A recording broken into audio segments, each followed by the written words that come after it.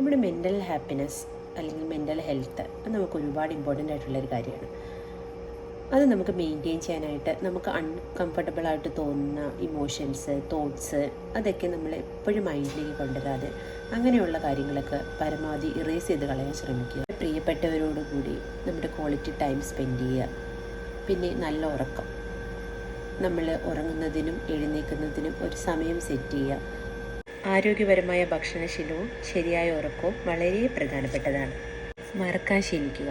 നമ്മളോട് ആരെങ്കിലും എന്തെങ്കിലും മോശമായി പെരുമാറുകയോ നമുക്കിഷ്ടമില്ലാത്ത എന്തെങ്കിലും ചെയ്യുകയോ ചെയ്താൽ അവരോട് ക്ഷമിക്കാനും പൊറുക്കാനും ശീലിക്കുക.